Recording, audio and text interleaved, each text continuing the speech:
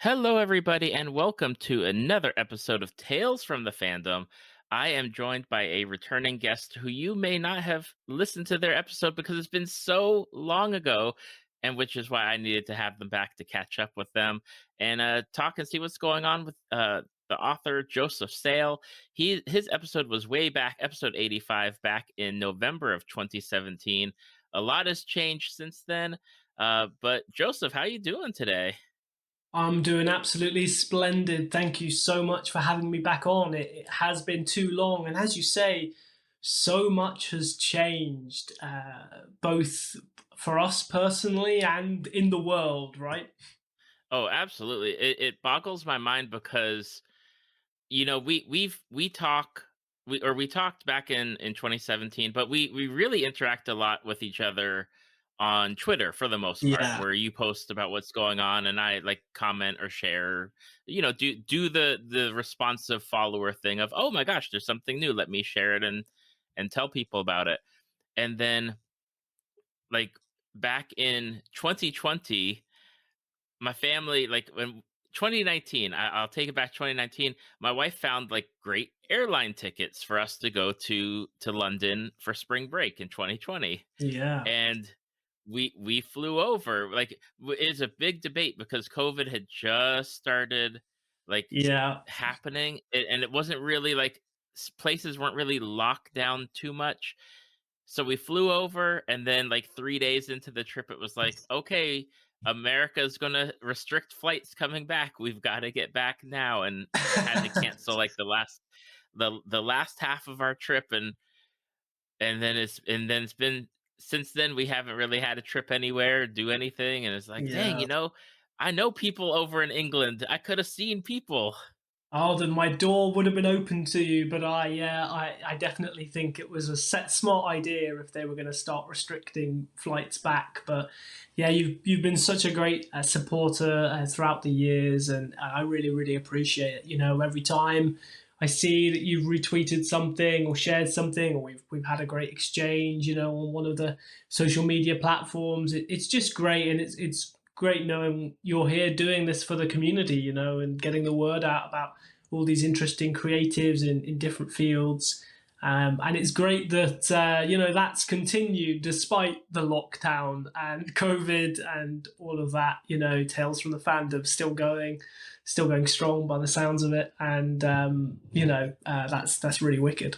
Well, heck, in 2020 when it was lockdown, it was when I'd reach out to people, they'd be like, "Sure, I'll come on," because sometimes they either had nothing to do or their Yeah, jobs had changed and they're working from home and they had more time available. I was like, "Dang, like I really like this whole everyone's at home just being, listening yeah, and able to talk and catch up and everyone a lot of people are going back to work now. My job has been at work from home for since I've mm, been doing it, which I'm so grateful for. But it's it's definitely something where it's nice to have the width and breadth of people to talk to and get invested in. yeah. Uh, your episode, which was again 2017, episode 85. So if people are scrolling, I'm not familiar with like the like Spotify or Pandora if you can scroll that far back, but you can find the Mm. episodes on the websites. So definitely take a listen. Back then, we talked about like Game of Thrones and Lord of the Oh my Rings God, and that's Judge dated, Dredd. hasn't it? It is dated because now we're having a new Game of Thrones series coming out, a Lord of the Rings TV series coming out. I don't Yeah. think there's much going on with Judge Dredd at the moment, but I could be wrong. There were rumors about a year, 6 months ago that they were gonna kind of do something with Judge Dredd, like maybe a HBO series or something like that. But though they were rumors, proper rumors, I don't know how much substance they had to them.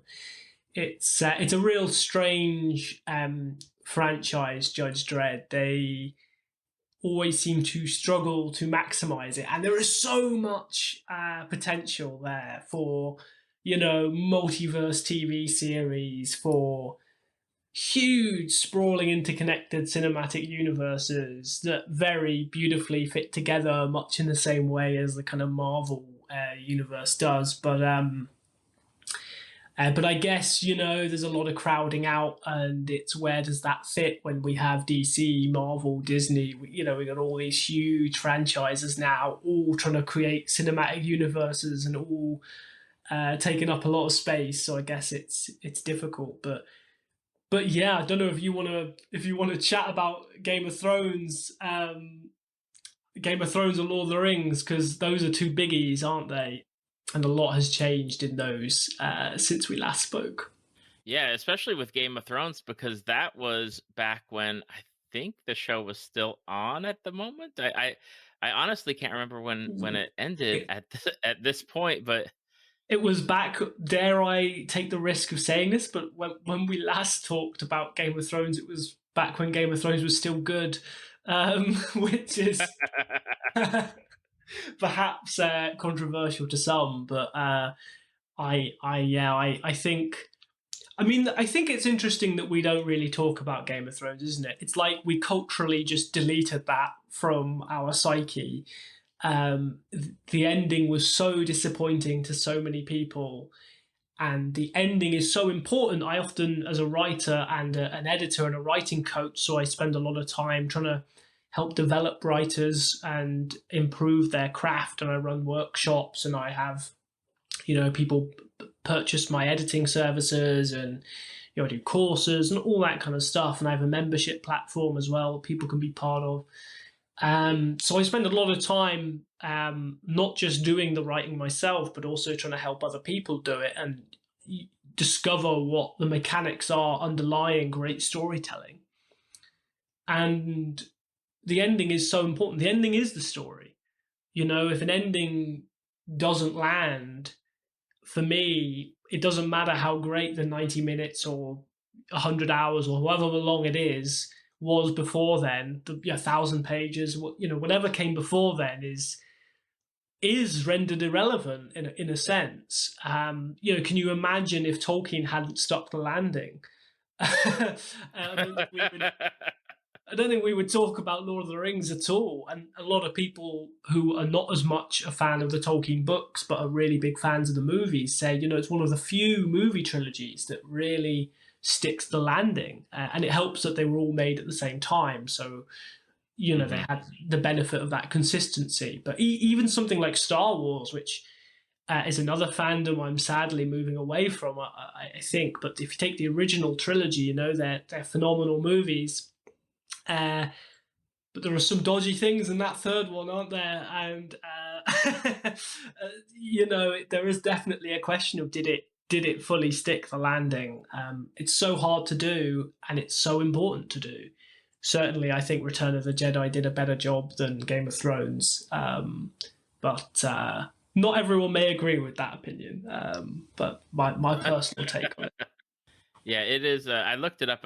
We were two years away from the ending back then for Game Mm, of Thrones when we talked. So it's like, okay, 2 years. We were in a good spot. We were like, okay, thing. I know that they're off the books and they're starting to do their own thing with supposed guidance from George R. R. Martin. yeah, Uh, and then it was is honestly something where and I had recorded with people before the show ended and then after, and there was like that general consensus of, well, everything Game of Thrones is going to disappear from like comic convention, and you're not going to see it anymore because it's just like that out like the actual like outrage of people so invested in it, and especially people from outside of the typical fantasy yes, watcher, right, or reader, yeah. because you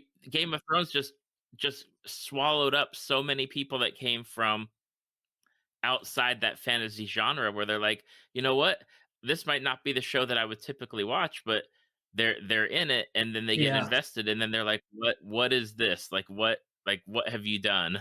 I think what's so fascinating is that there are so many things they could have done that would have like somebody was talking about how they were so keen to avoid the tropes of the genre that they just made something like it would have been better to have the tropes. It would have been better to have had a big dumb CGI fight between Jon Snow and the Night King. You know, it would have been so predictable. It would have been so predictable, but it would have been better than what we got. And there is a point at which I personally believe as a writer that surprise is overrated in narrative. Not to say it's not important. Some of my books have surprises and twists in them. I'd be a hypocrite if I said there wasn't a place for them. That there is, but it's overrated. I think inevitability, the sense of an impending doom that's coming. You look at a lot of classic literature, and it tells you exactly how it's going to end. And as we move towards that ending, the sense of doom, the sense of foreboding mounts as we move towards this inevitable destiny. You know, the destiny of Macbeth. Macbeth is told right at the start of the play, you know, that his sons won't be kings, and we sense, oh, okay, that's ominous. Why won't they be kings? Is that because he's going to die? Is that, you know, no man and woman born may harm Macbeth. You know, we know that that's going to be subverted. We know that somebody is going to take him down, but it's the how of it. And I think with Game of Thrones, like they were so keen to avoid any sense of what was predictable that they made something that wasn't anything at all. You know, sometimes you do need to engage with those tropes because they are part of the mythic archetypal framework of storytelling. Um, you know, one of the problems with a lot of modernist literature is that they went too far into deconstruction. Once you deconstruct something, you have to build it back up again. Otherwise, you're just looking at a pile of rubble, right? Um, uh, but again, a slightly a very specific take on it. I'm interested, you know, what your personal feelings were about the ending. If you're feeling bold to reveal them. You know, I kind of like I try to straddle the there were good things about it and there was Mm, not good things about it. And I typically I'm on the side of I like again I like some bits of it, but for overall I felt very disappointed and I felt yeah, like they had led certain storylines to leading me to believe like X, Y, and Z is going to happen, and it's just a matter of time. And yeah, then by the time you're to like the second or third episode, and you realize we don't have that much time left because of how many episodes they had made, it's like, okay, how are they going to accomplish this? And character choices just seemed really strange and random at times. yeah, yeah, And you weren't given that, like, I felt like a lot of the okay, I'm going to be satisfied if X happens and it didn't happen. And okay, well, if X didn't happen, Y is definitely going to happen. And then is no, that didn't happen either. So while I enjoyed like character moments that happened, I felt like a lot of the things that I had been built up to expect or to be ready for just never happened. I mean, I can pull a few out like uh oh gosh, Jamie Lannister leaving and going to die in with Cersei as the tower collapses. That was a total letdown. yeah, Um yeah. That gosh, was just my number like one least favorite thing. Actually, was what they did to Jamie. Um, that and Arya, because I was expecting Arya to do like after all that training with the like the people that where you could change your face and change your disguise. yeah, I was like, oh, she's going to go up there and kill Cersei, and that didn't happen either. And it's like I like a lot of the stuff was just Yeah, Uh, there was there, Again, at a loss for words almost. yeah, yeah. It's incredible how they could drop the ball with so much on the table they had going for them. And some of the writing is truly atrocious. Like Cersei says, for example, that the Red Keep has never been breached, which is like a generic fantasy kind of hack line, right?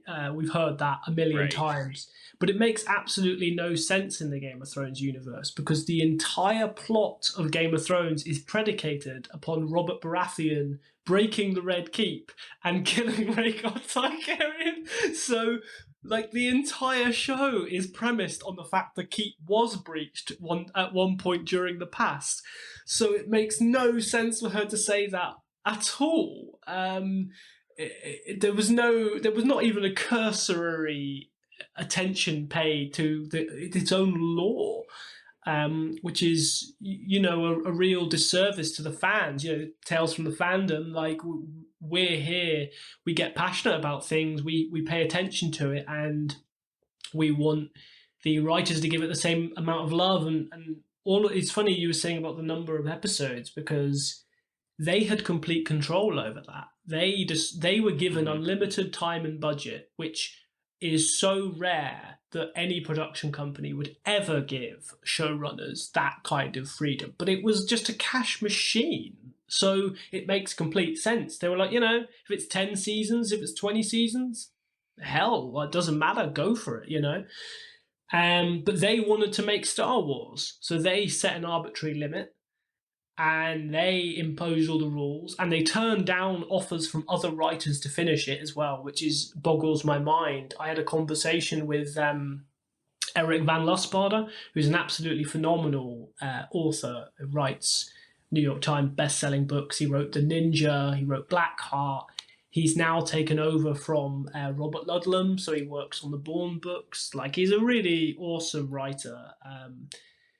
Just understands storytelling at a really deep level. And he offered to, he was like, I'll do it. I will take the ring to Mordor. I will finish. Oh, sorry, wrong fandom. But, you know, I will finish. I'll finish off Game of Thrones. I'll write you some scripts. And I can only imagine how incredible those scripts were. Like, it is a genuine pain to me, even now, to think that they turned them down just because they wanted to bin it and then get that Star Wars contract, but they never got it because they did such a poor job with Game of Thrones. They got fired by Disney. So yeah, it just goes to show, always respect your fans, always respect them, and they will look after you in return. With the new show coming up, is it something where, and I've talked with a number of people that were like super into the show before the last season, and they're like, "No, I'm not gonna watch the show because the first show, first Game of Thrones, just kinda, like, broke me, and I'm not gonna invest more time into this show." So, are you gonna check out the new show that's coming out, or are you gonna be hesitant and maybe let it play out before even, like, investing your time in it? What a question. I think I am hesitant. I think it has broken me a little, and the sense of disconnect is so strong. Um, this show has got the biggest uphill mountain to climb to win back trust. I think of any show maybe that's ever existed. I mean, it sounds ridiculous to say it, but I think it could be true. Like when you've let down your fans to such a colossal degree, you know, you really need to put the work in. So I think I got a lot of reviewers that I really rate highly and friends, and I think I'll be looking for their views on the show. And if they rave about it, I might gravitate towards it. But the other thing is obviously on a more sundry note, we've just got so many shows on at the moment. It's absolutely crazy the amount of TV, film, content that we've got. Just kind of the floodgates have well and truly been opened now, with the streaming wars. And so, Oh, absolutely. Yeah, yeah. I mean, I mean, you must hear on this show about every show on Earth. It must be pretty amazing to think about how much television is being made right now.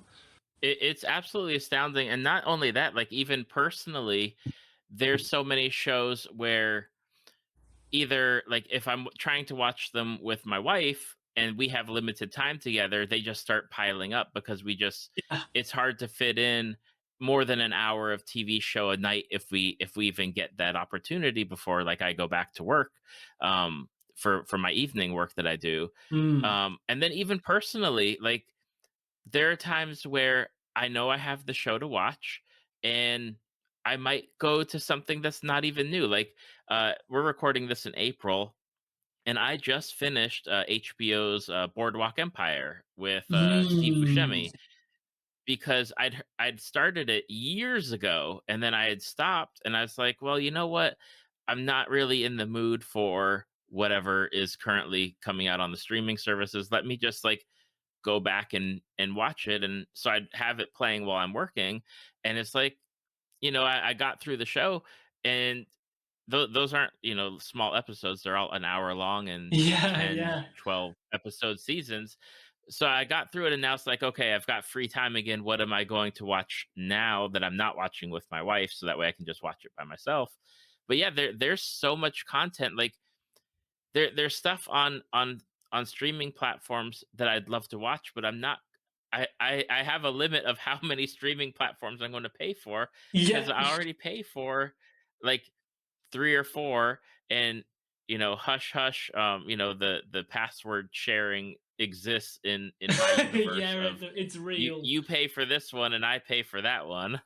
Yeah, yeah. It quickly mounts up, right? I actively turned down certain platforms now because many people have very kindly offered to share them. They're like, "Oh, you've got to watch this series. I'll lend you my password for like this," and I'm like, "Don't send it to me because then you will open me up to this other huge universe of content." And I've got to write novels, man. Like I gotta do stuff, and I know I have a really addictive personality, and if I get locked into something, as you say, your time evaporates. And when I mentioned I was like a little bit ill a week back, and I discovered Neon Genesis Evangelion, and oh boy, um, that's a can of worms that I've now opened to my psyche, and I'm genuinely worried. I'm at work and I just want to watch more Neon Genesis Evangelion because it's so addictive. And that's a show from '95, so that don't even need the new content for that. So yeah, it is absolutely crazy, as you say, and we have to try and be a little self-disciplined with ourselves. And it's good to discover new fandoms, but I really try to watch things. I've tried to really raise the bar now, I think. So if somebody's like, "Oh, it's a really nice show, it's really good," I kind of won't watch it now, which sounds really snooty and pretentious, but I'm just like, there's so much I've got to now.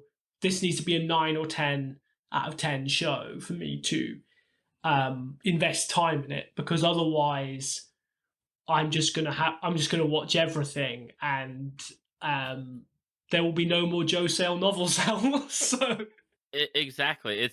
That's the thing where even for me, like not writing novels, but like even editing a podcast episode, mm, which takes an hour and a half, maybe 2 hours for yeah, each one that I've got. It's like, I really want to watch this show, but I really should edit the podcast episode first. So sometimes I'll make the deals of, okay, I'm not going to watch anything until I get this episode finished.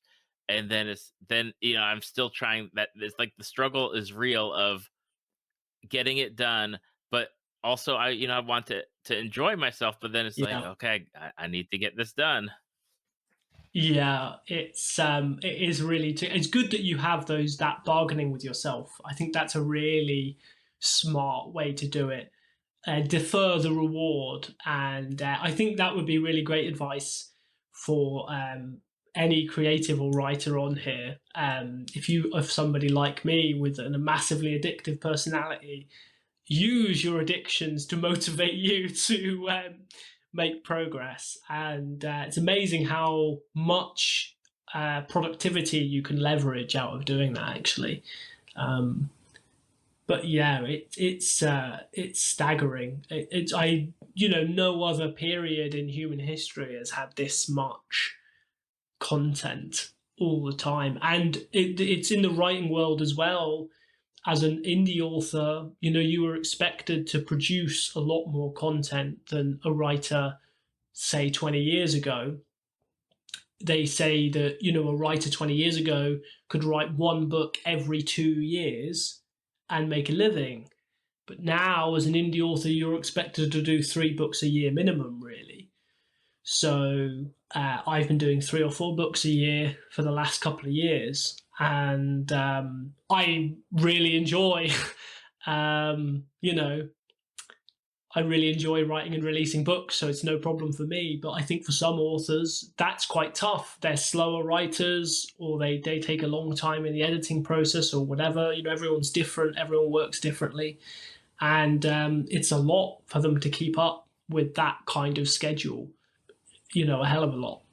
Especially if you're not a writer who has like a traditional publishing backing you. So you've got teams of editors and cover designers. You're doing all that stuff yourself as well. So Yeah, I'm actually looking at your Amazon listing right now for US Amazon. I must say, just to cover the no bases, worries. and yeah, you've written a tremendous amount of books and put out the amount, especially since the last time we talked. I remember getting the screenshot or the picture that we used for the promotion, where it's like you had your novels in that picture, and it's like three or four of them together. And now it's like 2021. You released one, two, three, four, like four works Yeah. within that 2021 period. 2020 you had a number of them. I know that you did some like short stories and anthology works and stuff of that. And it's just like every time I see you talking about a new book, I'm like, dang, like I know authors that can just sit down and 2 or 3 weeks later just have something complete. It always just astounds me at the pace that people can just create something out of nothing. It's awesome.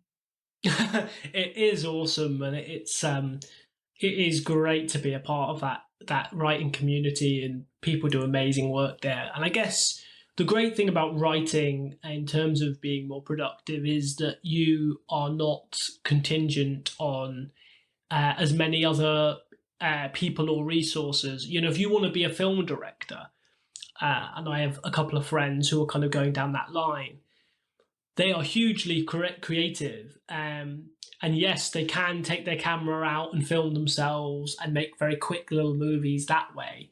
But in general, you need actors and you need locations and you need dialogue to be said. And some directors, of course, are great at writing dialogue themselves, but others are not. Some are better at the kind of visual elements or the audio elements. So you know, if you're a musician, you obviously, you need a recording studio, you need equipment. So I think writing is the benefit of writing is that you can get on that horse a lot easier, I think, than other creative endeavors, because all you really need is a word processor. But having said that, the downside, the struggle is that the barometers of quality are a lot more ambiguous, and the ability to improve your writing is, I think it's a lot tougher, because if you play a wrong music, like I am a musician myself, but I just an amateur one. I just play for fun. But if you play a wrong note on like a piano or a guitar, you can hear that. Anyone can hear that. I mean, you'd have to be absolutely tone deaf to not hear like a wrong note. But with writing, what's a wrong note? Some people say you should never use adverbs. Other people say that that's too stringent, and yes, you can use adverbs. And so, for example, so already, there are all these realms. Do you write purple prose, or do you write more kind of Lee Child, Jack Reacher style, stripped down, bare muscle prose? So there's a lot more ambiguity. So establishing your own style and improving your craft, I think, is a lot harder than some other artistic endeavors. But you do have that benefit of being able to get started and just sit down at your laptop, and like anyone can sit down at their laptop and write in their preferred language, right? Provided they are literate, and even folks. I work with a lot of neurodivergent folks who write amazing stuff, and you know technology now, like voice recording software, means that if you're not physically able to type, you can speak things into being, or if you're blind, you can speak things into being, and then an editor like me can just like tidy it up a little bit. I don't need to change much, just fix some of the errors that creep in from using this kind of voiceover software. So there's so many options available, and it's so accessible to people now. So more and more people can tell their stories, which is awesome, really. Absolutely. And it's something where it's wonderful that we're in such a period of time now, and it's similar to like, and I'm just gonna just mention like the tabletop role playing game Mm. industry, where you have the ability now to create anything that you want. And there's the limitations where it used to be like, oh, you had to have an agent, you had to have a publisher Yeah, to get recognized. Like that is kind of gone now, and it's been gone for a couple years on the like the tabletop role playing thing, where it's like people are doing kickstarters or self-funding or yeah, self-publishing, and then building off of that. And it's the same way with people with authors, and where you can now be someone where you're self-publishing your work or putting it out there, like on like the ebook side of things, Kindle side of stuff, where it's like you don't even need to have like go that route of having a physical book, when so many people just download the book on their yeah. phone or their device and read it that way. Yeah, absolutely. It's so easy for people to actually get stuff out there, and then down the line, if they want to offer more, they want to offer a paperback book. Like I've always offered paperbacks because I personally prefer to read physical books, and that's just me. That I'm a bit old school like that. And it's extra effort to learn how to do that and lay it out. And some of my early books were so badly formatted, man. Like they were illegible.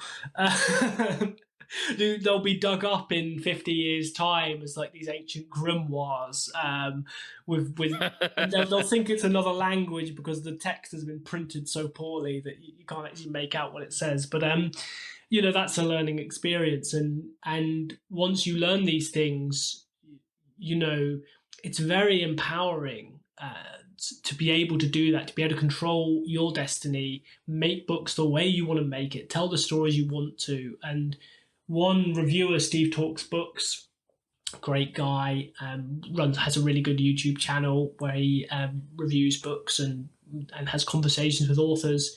After he read my book Dark Hilarity, he said, this is this is a really special book, and this is a book that it would never have been traditionally published. And he said, but I mean that as a compliment. What you're doing here does not fit into that niche, marketable kind of type tropes that are really easy to sell, to publishing houses. But this is a book that a lot of people want to read. So those are the kind of books I want to write. I want to write books that obviously lots of people want to read. I don't want to just be some lunatic writing obscure work that only I'm interested in. That's not the point either. But I want to write books that take risks, that do things that are not on zeitgeist, and that surprise people and give people a new, different reading experience.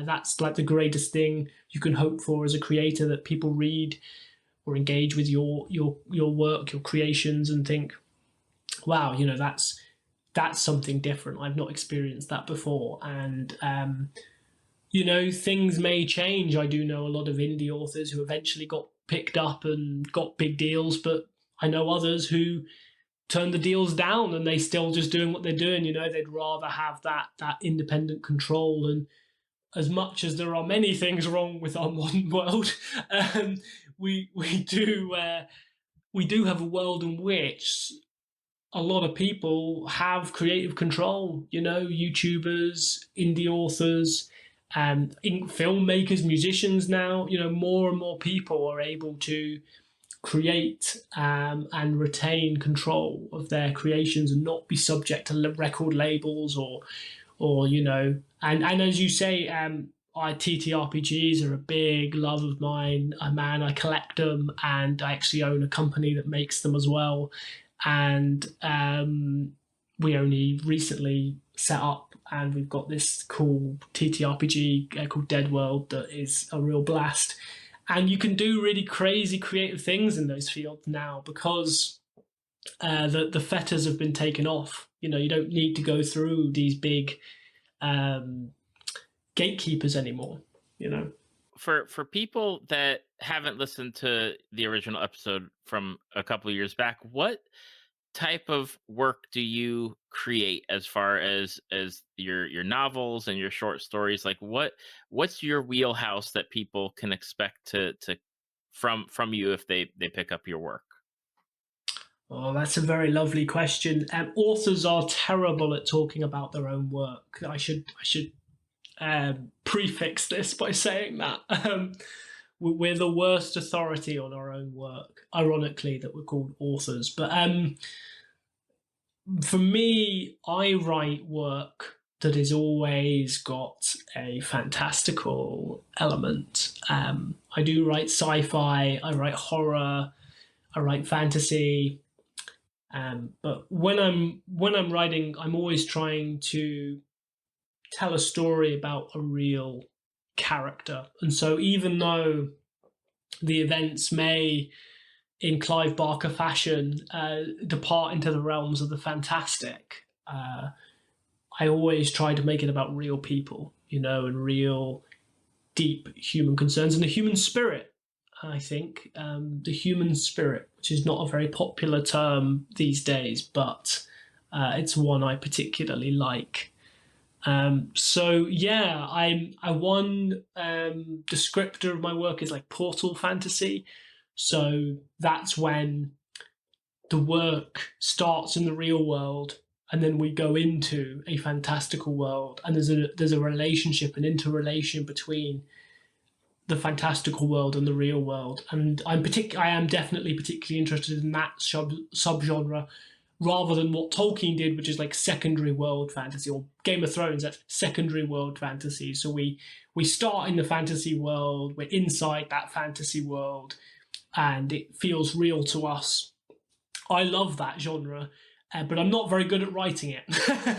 I'm much better at starting from reality, or a world that looks more familiar to us, and then something happens, and we go through a little portal, and we end up somewhere a little bit different, where the rules have changed.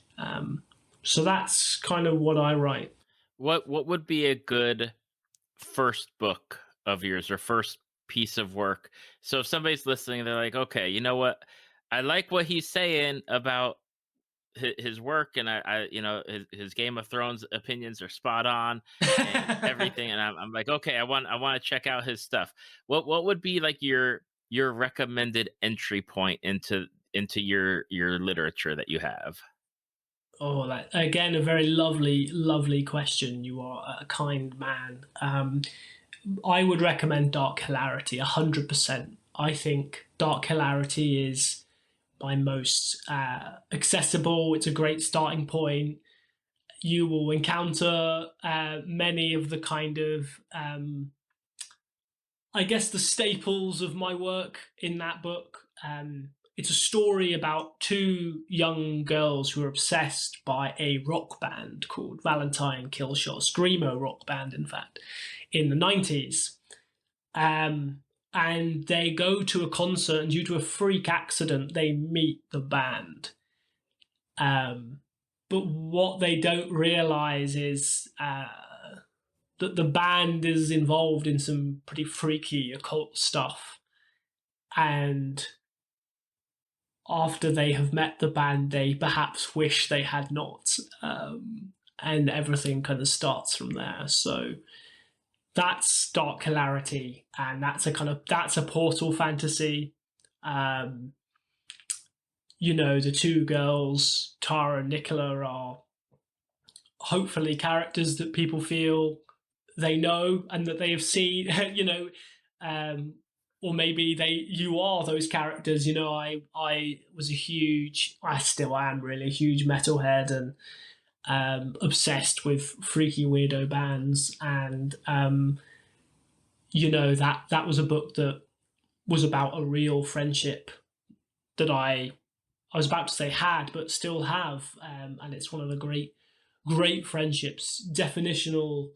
That's not a word. Definitive friendships of my life, a life changing friendship, and so it's a very personal book, but I think that there is a lot in there that people will be able to relate to. And the final thing I'll leave you with is that it was described as Grady Hendrix's My Best Friend's Exorcism meets The Never-Ending Story. That was the comparison that was made about the book. So yeah, if people do want to check it out, I will be eternally grateful, and hopefully they will get a good and interesting story in the mix to boot. I've asked other authors before, and I'm curious to know: do you read the reviews that people post on like Amazon or Goodreads or places like that? Oh yeah, I shouldn't, but I do. And I actually would go as far to say that any author who says they don't is probably lying. Uh, that's maybe not. Maybe they're stronger willed than I am, but I think we all do. I think as a creator, you always crave feedback. And I used to be an actor. I used to do a lot of drama. And when I was younger, I was on stage all the time. And I was a member of the Bournemouth Shakespeare Players back home. And the thing about being an actor that I loved was immediate feedback. You stand on stage, you deliver your lines, and you feel, even if you're not getting clapping or applause, because it's not always appropriate to do that if it's a tragic play or whatever, but you feel the audience reaction. You get this kinetic, energetic feedback, and it's electrifying, and you can ride the wave of that like a drug. It's a real high, and that is so wonderful and so awesome. And it's one of the things I don't miss being an actor. I don't think it was 100% right for me, but it's one of the things I miss about it is that immediate feedback that you get being on stage. And so as an author, God, the feedback is so delayed. You might write a book, you then might spend, which might take you months. Then you got to edit that book, which might take you months. Then you got to release that book, and if you're doing a proper kind of release schedule and getting a really good cover together and review quotes and all that, that can take months. So it can take the best part of a year to put a book out. So you've had to wait the best part of a year to actually get feedback on your work. I mean, okay, beta readers and things like that can speed that up a little bit. But even with your team of beta readers, you're very aware that this is a curated team of people. You trust them implicitly. My beta readers and patron supporters, are amazing, and they give me amazing feedback. That's really, practical feedback is really useful. They don't just praise me.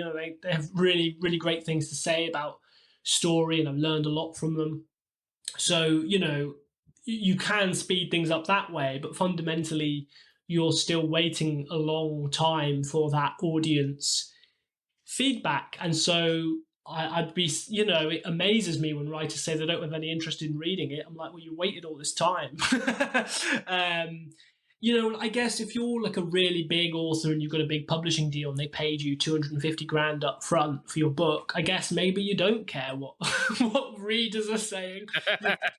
You've you've had your money up front, But for me, who is self-published or independently published, because I do actually publish with small indie presses and stuff as well. Um, my readers are my lifeblood. If they're happy, then I'm happy, and they're buying my books and keeping me alive, which is awesome and amazing, and a gift and a privilege. Um, so yeah, I really want to know what they think. I asked because I was going through on Dark Clarity on the Amazon site and scrolling through it, and I came across the title of a review, and it really caught my attention because it automatically, based on the title, was like, oh, this is the level at what Dark Hilarity is that somebody's title for their review is, this is Clive Barker level good. And that automatically is like a connection of, I know who Clive Barker is and I know that the work that he does, and it's like, oh, now I understand, like, okay, this is definitely something I need to check out. Well, that's very kind, and very kind of you to read that out on the cast. That really means a lot. Thank you. And Barker is one of my huge idols and influencers. I read The Damnation Game when I was very young, and it completely blew my mind. And then I read The Great and Secret Show and Everville and all that. And I watched Hellraiser. And yeah, I love Barker, and anytime anyone kind of draws a comparison with myself and him, and I guess that I'm saying nothing of the level of and my abilities as a writer. I would never claim to be on Barker's level. I think very few people are, and he's a god, and I am a mere mortal. But in terms of the kind of types of themes and the way that we blend fantasy and horror and reality, I think there's definitely a link there. I learned a lot from him, and I'm you know the kind of fantasy he writes is not like any fantasy that I really see out there, but it's definitely left its mark on me, and that's the kind of fantasy I guess that I'm trying to write. It's a little bit different to your standard sword and sorcery, which is not to knock sword and sorcery, because I actually love that genre as well. But yeah, in terms of what I'm trying to write, definitely more Hellraiser, more Great and Secret Show type fantasy than Lord of the Rings, for example. Again, as much as I love Lord of the Rings, but thank you for reading that out. That particular review does really mean a lot to me, and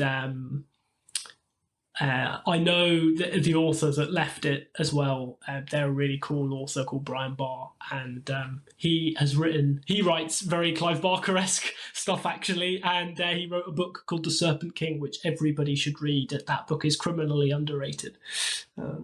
I want to jump back to something that you had mentioned earlier, because I'm just very curious about it, and I've been sitting with it. Of with Neon Genesis Evangelion, how did you stumble across it, and what was the key thing that like hooked you into watching the show? Oh wow. Yeah, that's it's interesting how these things find you. I'd been aware of it for a while, and a lot of people had said, this is right up your street because it's got Kabbalah in it, and it has this incredible religious framework, and it was, I believe, one of Hajime Isayama's big inspirations for Attack on Titan, which is another show I love. I'm currently, watching the final season of that, and my jaw keeps hitting the floor. Just the level of writing. But anyway, I'm getting. I told you, I warned you that I go on tangents.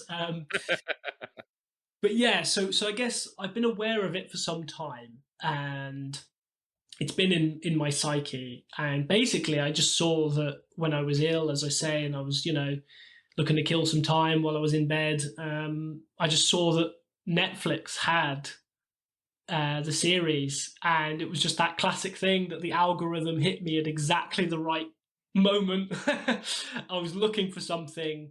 I'd heard of the show before from various, friends, YouTube creators, all kinds of different places.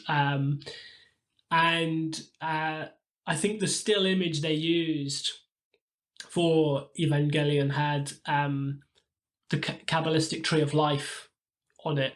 And I was like, wow, I'm going to watch this now. As somebody who has a deep interest in the occult and Kabbalah and the rabbinical wisdoms, done a lot of research into that, and it informs a lot of my writing. And I think there's a lot of wisdom there, and I think a lot of people could benefit from that wisdom. That's getting slightly away from fandoms and into some kind of spiritual stuff, which I'm not sure whether that's entirely where you want to take this podcast. But yeah, that caught my eye and drew me in, and so I watched it. But I've nearly finished it. I've watched about 22 out of 26 episodes, and I'm just riveted by it. Have you seen it? I saw it way back, like in my college years of it is something we watched, and I liked it for the most part. I think now, because I rewatched it when it originally came on Netflix, like a year, Oh yeah. maybe 2 years ago. So I did the rewatch, and I know that there's more like movies out that when you watch the movies, it changes like what you saw in the TV series, and it's it's a whole like thing, right? It's a whole like Yeah, you, yeah. you watch the series, but then the movies change things and rework things. I will say that of the things that like I Wikipedia a lot, like Neon Genesis Evangelion is one of the things where it's like I go down that rabbit hole of, well, what does this mean? And what is this? And if I don't understand something, like I just keep clicking.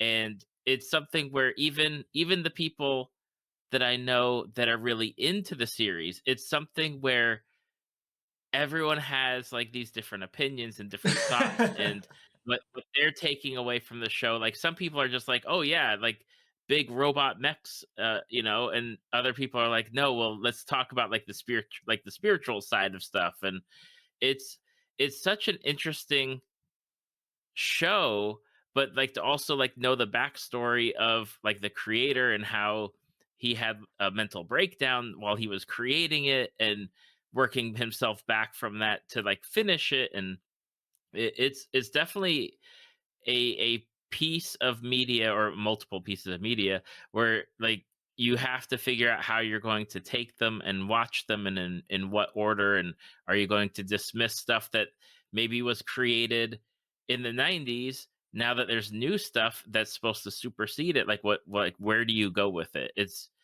definitely something, because I haven't seen the new stuff that released just recently. um and it's Yeah. definitely something where the the original, the which is what you're watching, definitely still holds up. But now, like, to just know that there's differences and different things and other things to add on to it makes me curious to know like what is happening. Yeah, totally. When I went into it, I decided that I was just going to watch the original series first. I was just going to keep it simple and just, right, Hmm. what originally came out, this 26 episode thing, I'm going to watch that. And as you say, I'm amazed at how well it has held up. Some of the well, I think it holds up because the storytelling is just so good. But the visual elements are really interesting as well. Actually, visual and auditory. The visual elements are like no other anime I've seen. The way they use textures and colors is really bizarre and kind of mesmeric. It's a really strange thing. Like sometimes it's like smash cutting to like computer screens, and you realize you're not looking at an animation, you're actually looking at like a computer screen, like really weird stuff like that. And then I don't think I've ever seen an anime that uses Handel's Messiah chorus in the soundtrack.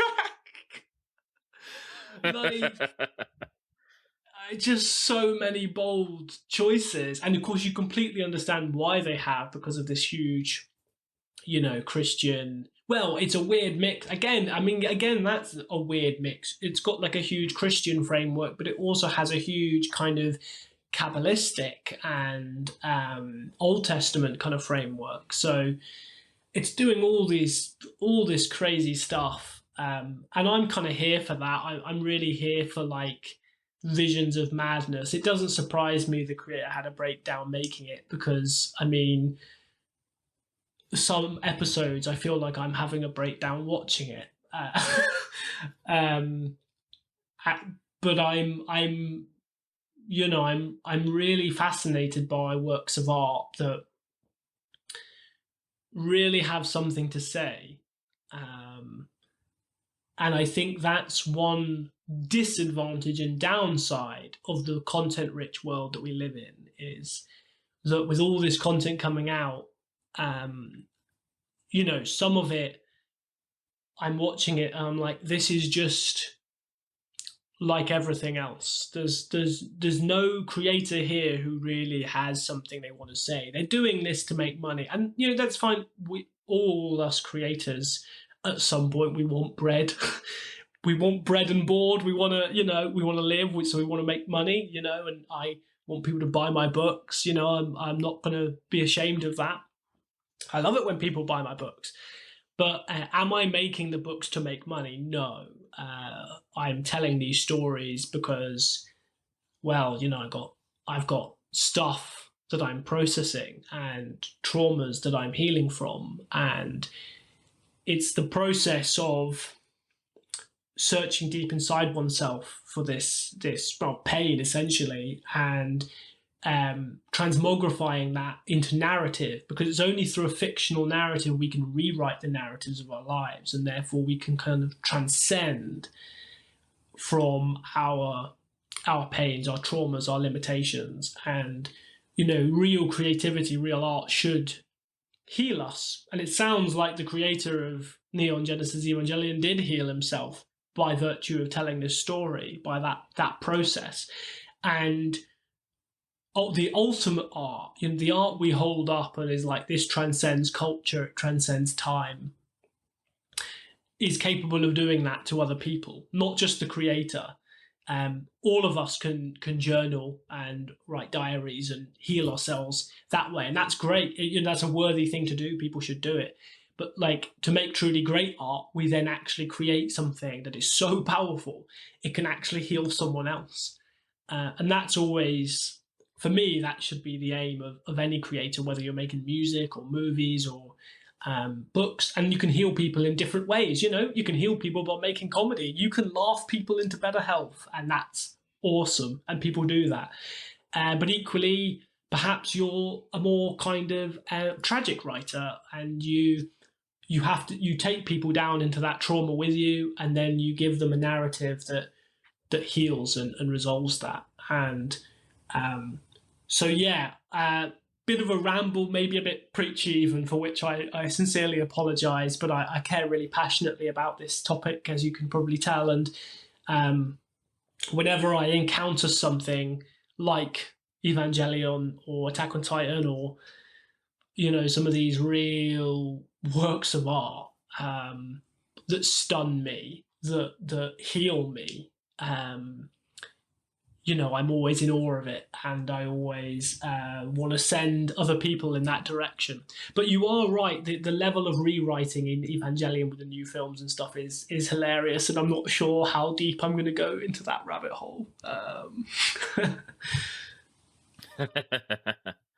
Yeah, it's definitely something where you just have to decide, okay, am I just going to stay with what I've watched, or if I'm going to move forward? Because then it colors your opinion on the first thing you watched. And, well, did I waste my time watching that when I could have just watched like 5 hours of the movies? It's definitely something to ponder. Even like with new material, new products coming out from other shows or other fandoms, that's always the gamble, I suppose, Mm, is, well, I really liked it then, but am I going is this new thing going to change how I feel about what I've invested my time in, or what I've yeah, invested, my energy and passion in? So it's always something when you play with like either older yeah. properties and you're rebooting them or revising them or re-releasing them and adding content or changing them up. That's a really profound point. And, I mentioned earlier that I was kind of moving away from Star Wars, and it's exactly for this reason. I was a mad, diehard Star Wars aficionado when I was younger. But now it's almost everything they add changes how I feel about the original, and I no longer want that. I want to just enjoy those originals for what they are, and I don't need to know everything about Boba Fett. The whole point of Boba Fett for me was he was a mysterious badass, right? And if you and other people really enjoyed the Book of Boba Fett, that's totally cool, man. Like I have no desire to take it away from anyone else, but for me, as you say, every new thing is moving further and further away from what I really enjoyed about the old thing. And I've gotten to a point now where I've kind of just cut off. I've just kind of said, right, I'm not going to do this anymore. I'm not going to engage with this at all. Um, Again, not because I begrudge anyone else enjoying it, but it is taking away something from me. And there's an old adage that less is more, and I think that is definitely true. And there are many franchises and fandoms that you kind of actually, it's great to be part of a fandom that is increasing and expanding its content, and there's more coming out, and that's really exciting and refreshing. But I actually would say if you're part of a fandom that hasn't had any new content in a while, that's not always the worst thing. Hmm.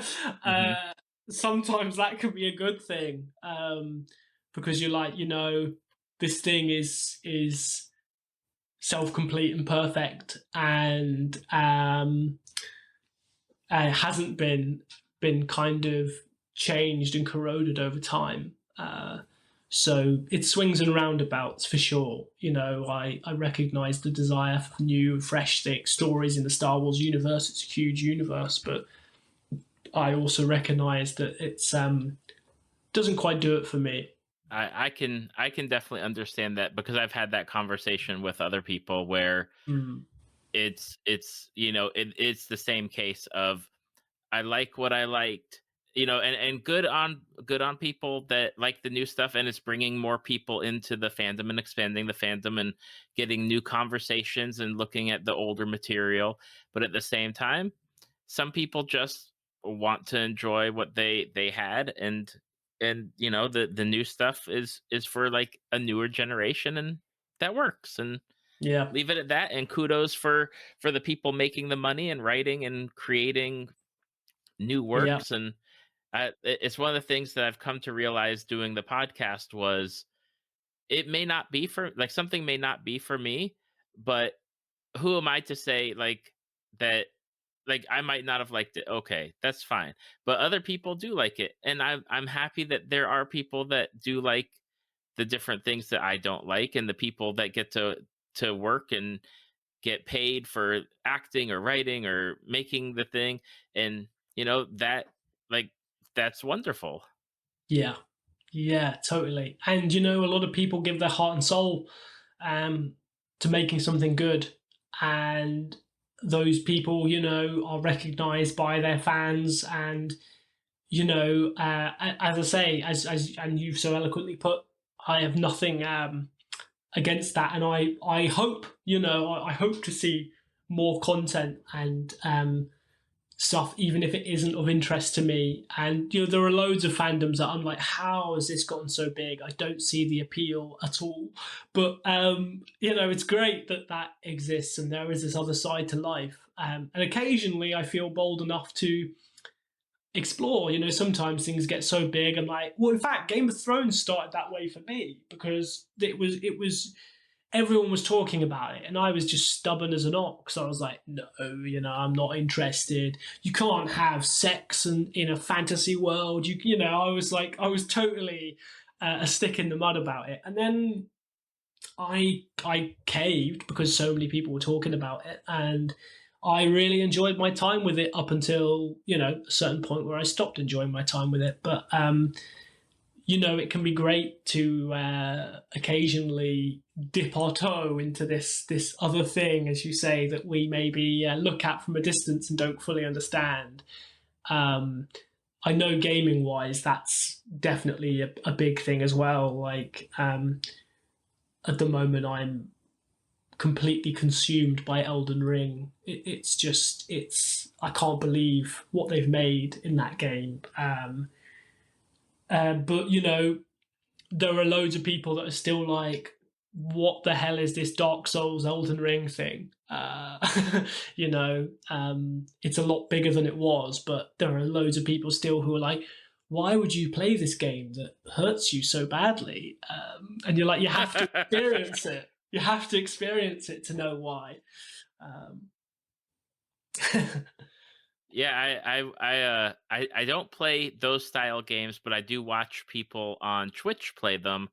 And funny enough, yeah, I was watching somebody last night play through one of like the hardest boss fights, I guess, in the game, and they died. They kept dying, and they're like, okay, this is the last attempt, and it was like a multi-stage one where you beat the first one, and then yeah, this new boss shows up, and so he finally beat the first one after like this was like try 6 or 7, and then that second boss that appeared, he beat that boss first try, and it like just to see like that level of accomplishment and just being so invested, him being invested in his gameplay and what's going on, and as a viewer getting to watch that, it was just really just an incredible time, of like gaming and like mm, watching him game, but and then having his reaction to it, and then like everyone that's watching him also have like sharing in that like victory yeah. essentially. Yeah, that's so cool. That's so awesome. And as you say, those games in particular are amazing to watch. I know my wife, who is not like a big gamer, but she will watch me play a Souls game or Elden Ring because it is so edge of your seat. And the narrative and the difficulty and the cinematics and all those combined to make it such an immersive experience. It's super cool that you were watching that on stream and great on the guy for actually beating the second form on first try, because normally when you get to the second form of a boss for the first time, it destroys you in some horrible way, or like you didn't even realize there was a second form, right? You get really stuck on the first, and then you beat it, and you're full of beans and full of triumph, only to discover that the journey is only halfway.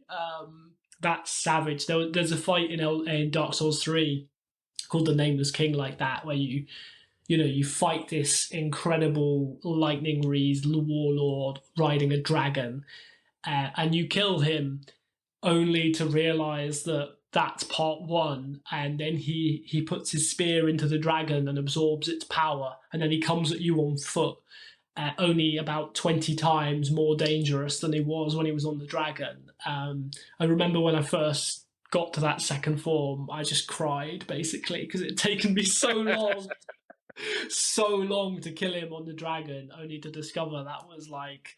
And then by the end of it, I was killing the dragon in 5 minutes without taking a single hit, just to get to the second form where I would then die.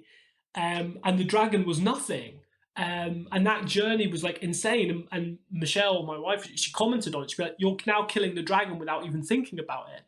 And I wasn't even aware of that. But your your barometer just completely shifts, and you acclimate to the new level of difficulty. It's a really interesting kind of experience playing those games. before we start wrapping things up, what are you working on now? Like what are you up to in your works and what you have going on yourself for this year?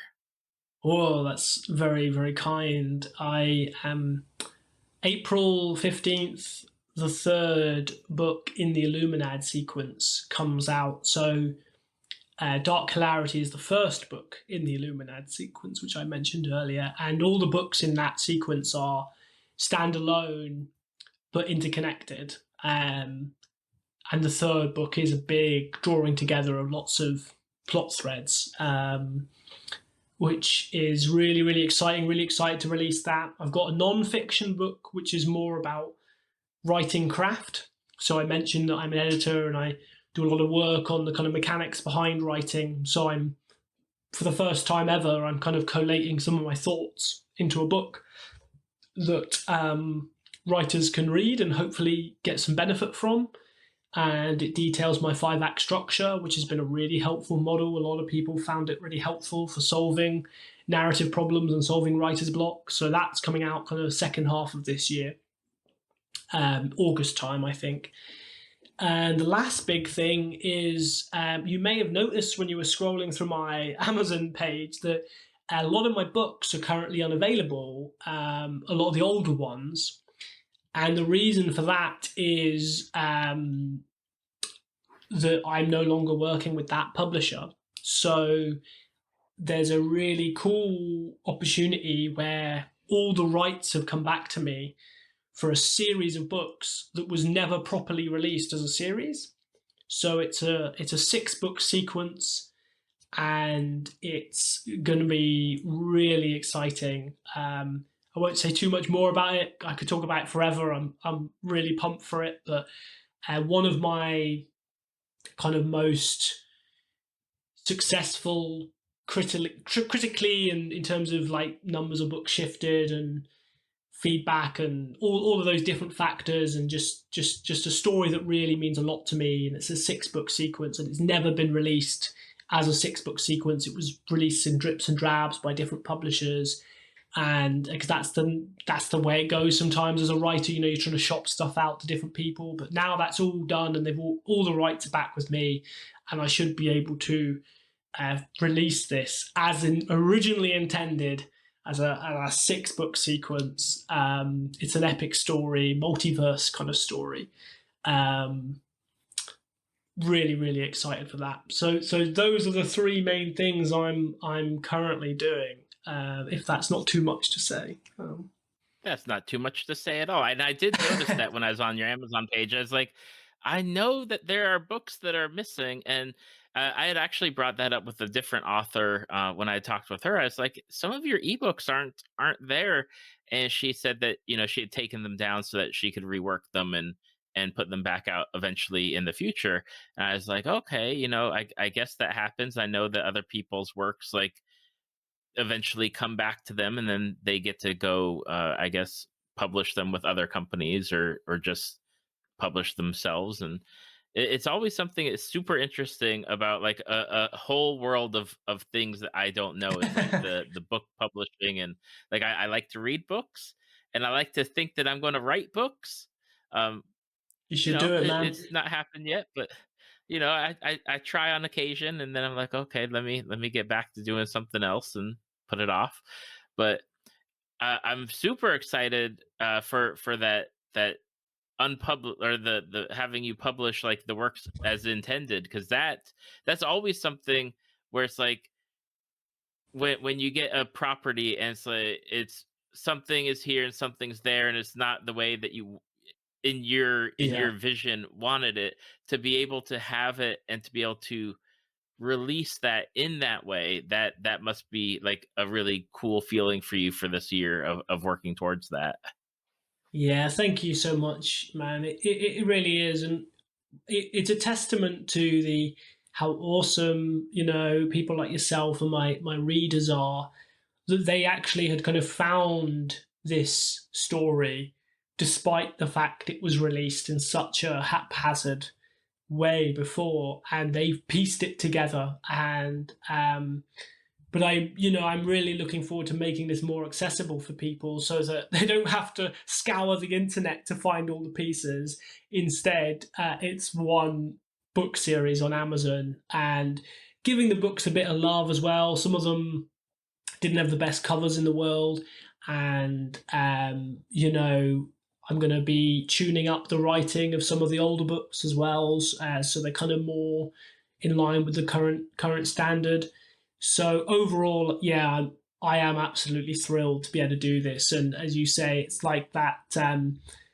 Nowhere near on this level, but when Snyder got to do his Snyder cut, it feels like a tremendous victory for the creative, and I feel like not on that level, obviously, but for me, it's just as emotionally important, and I really want to make this about the champions and the diehards who have continued to support me and this particular series, which is the Book of the Thrice Dead, um, and Craig Smiley and all those crazy characters. They continue to love and support those characters despite how they were released, and despite all the setbacks. And I'm really grateful and thankful to the universe, but also to the old publishers who did release the rights back to me. That was super generous of them to do that, and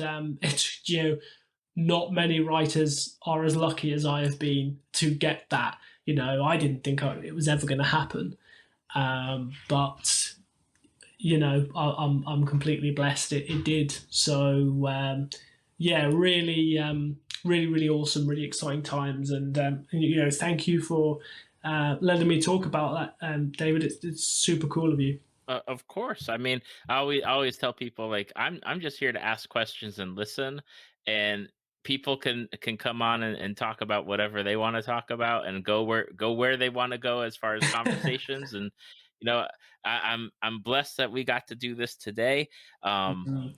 and I know at the end, I always ask, like, where can people find you? So if people are listening and they haven't been able to check out your work or check your sites out, or your social medias, what are the best places to do that? Well, if you want to just stop by and have a chat, then I have a Twitter, which is at Joseph Wordsmith. All one word, no capitals, no spaces or anything like that. At Joseph Wordsmith on Twitter. We have fun conversations. There's a really great indie community there. If you like books, then oh boy, I've got some interesting people to introduce you to who are writing some pretty awesome books, and doing awesome things. And you can hang out with me as well. On Amazon is where you'll find most of my books. I found that though they may be evil corporate overlords, they actually have one of the fairest and best platforms for independent authors that's around right now. So it's mad not to use it really as an indie author. So that's where most of my books are at. If you're a writer and you're interested in editing, then I have a website which is themindflayer.co.uk, and on there you'll see some quotes from people I've worked with previously, although I need to update them actually because I've done a lot of work since then. But you'll get a sense as well of what kind of editing I offer, and what my kind of style is going into that kind of developmental process. And lastly, and I promise I'll shut up, I have a Patreon. So if you're really, really keen, and it would be mad, but if just based on this one conversation alone, you're like, I need to go to the deepest level of support that I possibly can, and I need to penetrate the inner sanctum of the Mind Flayer, and see what's really going on with Joe Sale, then I do have a Patreon, and there's a community on there of awesome people, and we share creative work, and we explore the principles underpinning writing, and it's a really, really, really cool place. And that's just, you can find that by just typing my name into Patreon, or it's linked in my Twitter bio as well. So Awesome. Well, I'll have all the links in the show notes and on the Facebook page and website. So that way, if you want to connect with Joseph, you can. Plenty of opportunity to do so. And Joseph, I just want to say, I love getting to talk with you. I feel like even though it's been such a long time, like it doesn't feel like it's been that long of a time. Yeah, yeah, And definitely. I'm so grateful for you to come back and spend time catching up with me. Oh, absolutely. The pleasure has been mine. It's been really, really fantastic, and you always ask really interesting questions. And man, we covered some ground, starting with Game of Thrones and going into all kinds of territory. It's so much fun, and I think you've created something really, really special with Tales from the Fandom. So yeah, it's an honor and a pleasure and a privilege to be allowed back on for the second slice of the pie. Thank you for listening to Tales from the Fandom. Subscribe to us on iTunes or your podcast app of choice.